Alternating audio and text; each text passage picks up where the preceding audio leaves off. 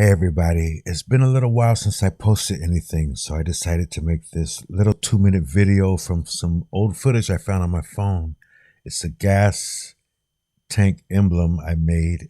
See, I had this jade egg for years that I used as a paperweight, but it fell on the floor and cracked.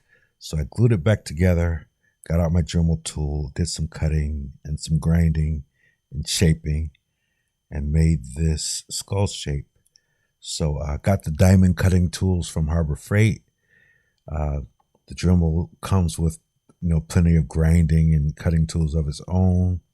So I made full use of them until I got the general shape.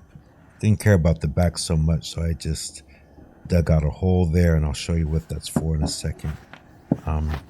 Once I had the general shape, the most time-consuming part was grinding and polishing and getting it, kind of smooth. Used some scuffing pads and ended up with some 2000 grit sandpaper to finally smooth it out. And here we are at the bike, and you can see that little ridge that opens up the lock area for the key. So I cut space for that in the back.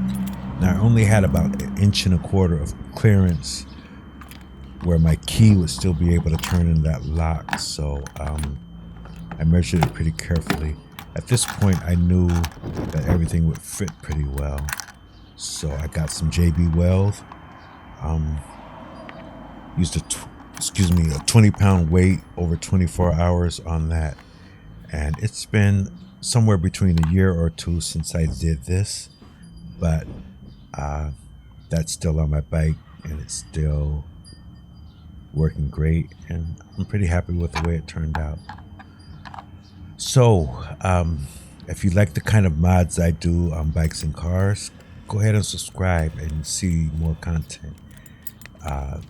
If you did enjoy the video, give me a like, and I'll know that you all want to see more of this type of thing. All right, thanks for watching. Stay safe out there.